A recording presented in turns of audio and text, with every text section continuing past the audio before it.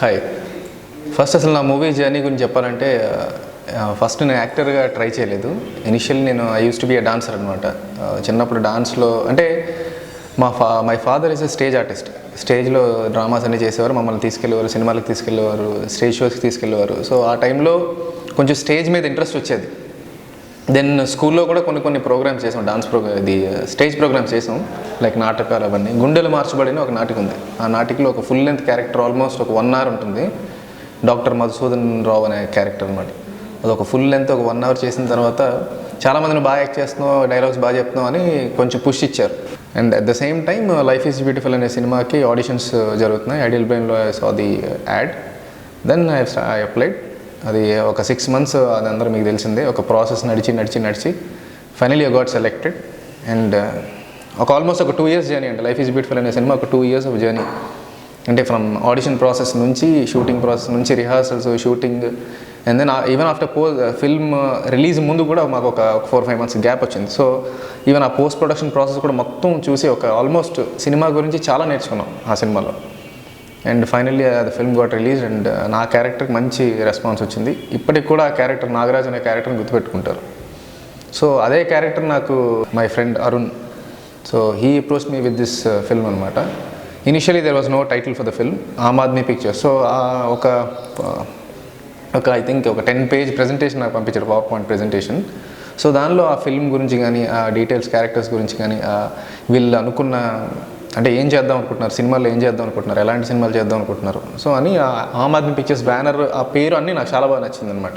And వాళ్ళ colours కూడా చాలా నీట్గా డిజైన్ చేశారు. So that's what I was looking for.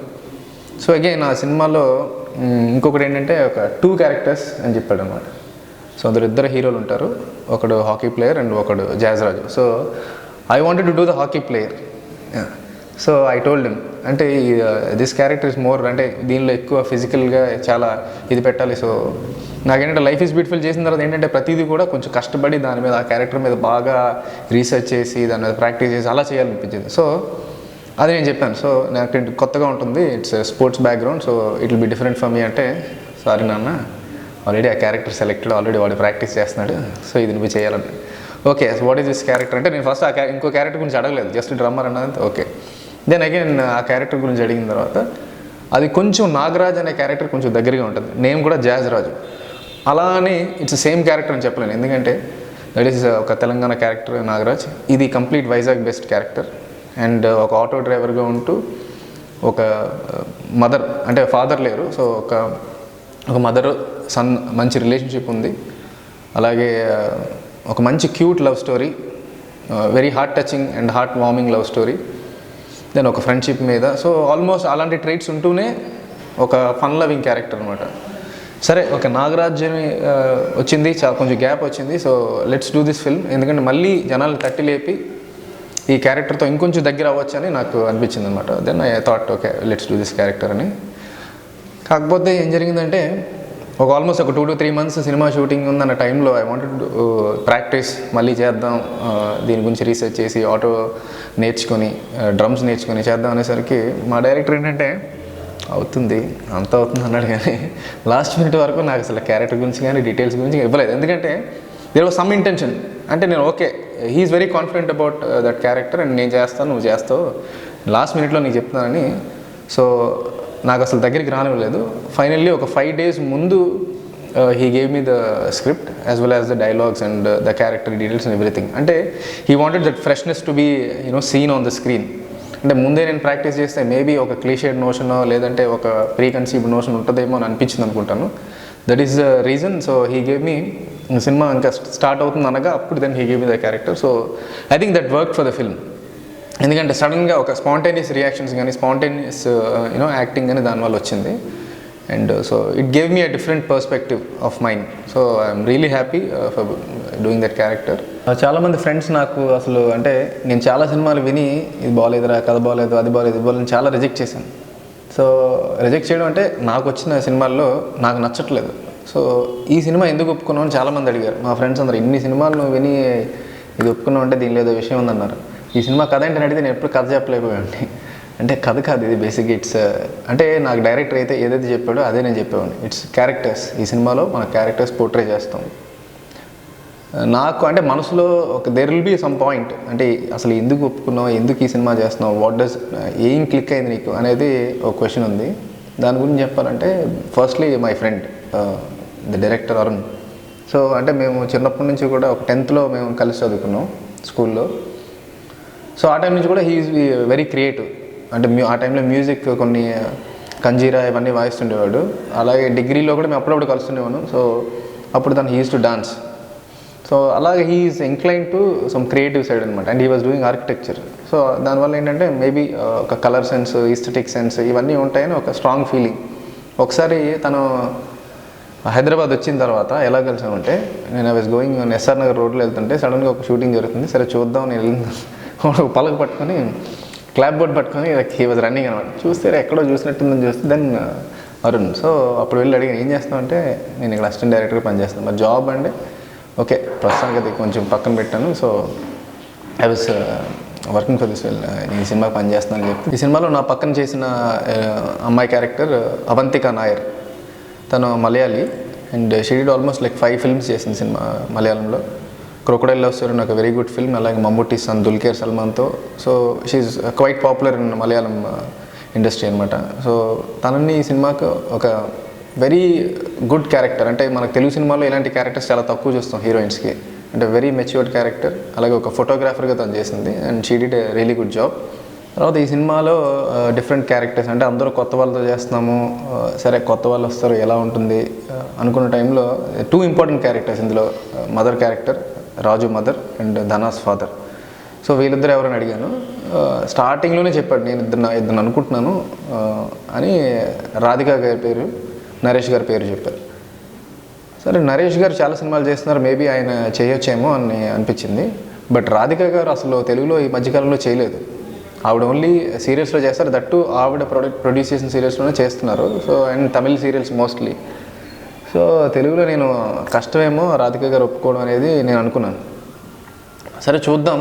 But alternatives ఏంటంటే ఆల్టర్నేటివ్స్ లేదని అనేవాడు మా డైరెక్టర్. సో ఎంత కాన్ఫిడెన్స్ ఏంటారు బాబు, సరే వెయిట్ చేద్దామని ఆల్మోస్ట్ ఇంకా 1 month షూట్ స్టార్ట్ అవుతుందన్న టైంలో then he went to Chennai and ఒప్పించుకొని తీసుకొచ్చాడు. సో వితిన్ 2 daysలో నేను వెళ్తున్నానని చెప్పాడు. 2 days తర్వాత కాల్ చేసి ఓకే ఒప్పుకున్నారు. ఐ వాజ్ షాక్డ్ అనమాట. అంటే రాధిక గారు ఒప్పుకోవడం అంటారు, సరే వెరీ నైస్, ఓకే ప్లాన్ చేద్దాం, వెరీ గుడ్ అని. Then I was very excited. ఎందుకంటే ఫస్ట్ ఫిల్మ్లో ఆల్రెడీ పెద్ద 3 senior యాక్టర్స్లో యాక్ట్ చేశాను నేను. So and second film Radhika గారితో చేయడం అనేది it's very very very exciting thing అనమాట. అంటే కొత్త ఫ్రెషర్స్కి దట్టు ఇంపార్టెంట్ క్యారెక్టర్, ఒక సన్ క్యారెక్టర్. ఇందులో కూడా రిలేషన్ కూడా ఉంది. అంటే సన్ అంటే మామూలుగా అయితే తల్లిదండ్రులు ఉన్నారు, పేరెంట్స్ ఉన్నారు అన్నట్టుగా కాకుండా సినిమాలో దిస్ వెరీ ప్రాపర్ రిలేషన్షిప్ మనం ఎస్టాబ్లిష్ చేసాము, సీన్స్ ఉన్నాయి. And she is a very integral part of this character. So అలాంటి క్యారెక్టర్లో రాధిక గారు ఒప్పుకోవడం. దెన్ వన్ ఫైన్ డే మేము షూటింగ్ స్టార్ట్ చేసాం. అదే టైంలో ఒక పెద్ద బీభత్సం జరిగింది. వైజాగ్లో పెద్ద సైక్లోన్ వచ్చింది. సో ఆవిడ వచ్చి 1 day పాపం వెయిట్ చేసి దెన్ అగైన్ ఒకరోజు షూటింగ్ జరగలేదు. So second day she came out of the sets. And నేను కొంచెం టెన్స్ అయ్యాను, అంటే ఎలా చేస్తారు, ఎలా ఉంటుంది ఏంటి. So I was like very formal, hello ma'am, నమస్తే, ఆ టైప్లో నేను ఫార్మల్గా ఉన్నాను. But she was very relaxed, చాలా కూల్. ఒక కొండ ఎక్కాలి షూట్ చేయాలంటే, ఈ షార్ట్ కావాలంటే కొండ ఎక్కాలి. ఆవిడ ఓకే ఎక్కేద్దాం మ్యామ్, బండి మీద వెళ్దాం, కార్ మీద వెళ్దాం, కార్ వెళ్ళదు బండి మీద వెళ్దాం అంటే ఇట్స్ ఓకే అని చెప్పి నడుచుకొని వచ్చారు అన్నమాట, మెట్లు ఎక్కుతూ వచ్చారు. సో అంత డౌన్ టు ఎర్త్గా ఉన్నారు. అంటే డౌన్ టు ఎర్త్ అంటే she is basically very good actress. So actress ఏంటంటే యాక్టర్స్ ఏం చేయాలి, ఆ క్యారెక్టర్కి ఏం కావాలో అది చేయాలి. So that's what she want. అందుకని అంత పెద్ద స్టార్ అయ్యారు ఎవరు. సో ఆవిడతో పనిచేయడం అనేది it's very great experience. First సీన్లోనే ఒక మదర్ ఒక సన్తో ఎలా మాట్లాడతారో అని చేయాలి. సో నేను కొంచెం ఫార్మల్గా ఆంటీ అంటున్నట్టు కొంచెం ఉండేది, అంటే బికాస్ ఆఫ్ దట్. ఎందుకంటే ఆ స్టార్డమ్ ఇంకా ఆవిడ నాకు కనిపిస్తుంది, ఆవిడ స్టార్ లాగా కనిపిస్తుంది. సో ఆవిడ ఫస్ట్ సీన్ తర్వాత then she came to me and said okay let's be relax, be cool అని చెప్పారనమాట. So then okay, so she observe చేసుకున్నారు ఆ క్యారెక్టర్ అని చెప్పి నేను then we did the scene. ఆ ఫస్ట్ సీన్ తర్వాత then we hit it like really cool, చాలా బాగా వచ్చే సీన్స్. అలాగే లాస్ట్లో ఒక ఎమోషనల్ సీన్ ఉంటుంది, you will see in the film. And అదైతే ఇట్స్ నాకు బాగా నచ్చిన సీన్ అది. ఎందుకంటే ఆల్మోస్ట్ ఒక 2 takesలోనే ఫినిష్ అయిపోయింది అది. అంటే ఆ సీన్ చాలా కష్టమైన సీన్, బట్ ఆవిడ కోఆపరేషన్ వల్ల ఒక 2 scenesలోనే 2 takesలోనే అది కంప్లీట్ అయిపోయింది. అక్కడ చాలామంది జనం, చుట్టూ జనాలు ఆల్మోస్ట్ ఒక 100 మెంబర్స్ చూస్తున్నారు. బట్ స్టిల్ ఆవిడిచ్చిన కాన్ఫిడెన్స్ నాకు ఇట్స్ లైక్ వెరీ పంప్డప్ అనమాట. ఆ సీన్ చాలా బాగా వచ్చింది. అలాగే సినిమా మొత్తం త్రూఅవుట్ ఇంకా మీరు సినిమా చూసిన తర్వాత తెలుస్తుంది మా డైరెక్టర్ చాలా తెలివిగా అందరినీ వాడుకున్నాడు అనమాట. అంటే కొత్త యాక్టర్స్ని, సీనియర్ యాక్టర్స్ని, అలాగే అక్కడున్న వైజాగ్లో ఉన్న కొంతమంది స్టేజ్ ఆర్టిస్ట్ని, వీళ్ళందరినీ వాడుకుంటూ చక్కగా ఒక మంచి కల్మినేషన్ ఉంది సినిమాలో. And one more senior actor Naresh గారు ఉన్నారు అందులో. నరేష్ గారి గురించి మనం చెప్పాల్సిన పని లేదు. ఆయన చాలా పెద్ద స్టార్. అంటే రాజేంద్ర ప్రసాద్ గారు, నరేష్ గారు ఆల్మోస్ట్ ఈక్వల్. చాలా కంటెంపరీగా ఇద్దరు మంచి మంచి సినిమాలు చేశారు. అంటే కామెడీ సినిమాలు, at the same time Rajendra Prasad గారు ఎక్కువ కామెడీ సినిమాలు చేశారు. నరేష్ గారు కామెడీ సినిమాలతో పాటు కొన్ని ఫ్యామిలీ ఓరియంటెడ్ క్యారెక్టర్స్ ఇవన్నీ చేశారు. చిత్రం బాల విచిత్రం కానివ్వండి, మొగుడు పిల్లలు కానివ్వండి, శ్రీవారికి ప్రేమలేఖ, ఇవన్నీ చిన్నప్పుడు మేము టీవీల్లో చూసి, అంటే చాలా న్యాచురల్గా రియలిస్టిక్గా ఉంటుంది యాక్టింగ్. ఆయన ఈ మధ్య చాలా క్యారెక్టర్స్ కూడా చేస్తున్నారు. అంటే క్యారెక్టర్ యాక్టర్గా ఆయన ఎస్టాబ్లిష్ అవుతున్నారు. సో మా సినిమాలో చేస్తారా చేయరా అని ఫస్ట్ మేము అనుకున్నాం. బట్ అరుణ్ వెళ్ళి then he narrated the character and story. So he really liked it. అంటే ఆయన ఇప్పుడు చేస్తున్న అన్నిటికీ కూడా చాలా డిఫరెంట్గా ఉందని చెప్పారనమాట. సో ఆయనతో పనిచేయడం ఎలాగా, హీఈస్ లైక్ రియలీ కూల్ అనమాట. He is kind of a method actor. ఆయన ఒక క్యారెక్టర్ అనుకున్నారంటే ఇంకా అదే ఫీల్డ్లో ఉంటారు. ఆయన ఒక లైక్ ఎలక్ట్రీషియన్, అంటే పవర్ ప్లాంట్లో పనిచేస్తుంటారు. సో ఆ కైండ్ ఆఫ్ క్యారెక్టరేషన్ చాలా మిడిల్ క్లాస్ ఓరియంటేషన్ ఉంటుంది. అట్ ద సేమ్ టైం ఈ సినిమా యొక్క జిస్ట్ అంతా ఆయన క్యారెక్టర్లో మనం చూడొచ్చు. అంటే ఉందిలే మంచి కాలం ముందున ఒక హోప్తో ఉండాలి. Even though we have a lot of problems. Society మొత్తం మనల్ని ఏంటంటే చిన్నచూపు చూస్తుంది. బట్ స్టిల్ మనలో ఉన్న హోప్ అనేది ఉంటే, ఆ ఆస్పిరేషన్ అనేది ఉంటే మనం ఎప్పటికైనా పైకి వస్తామనే ఆ క్యారెక్టర్. సో సినిమా మొత్తం ఆయన క్యారెక్టర్లో మనకు తెలుస్తుంది.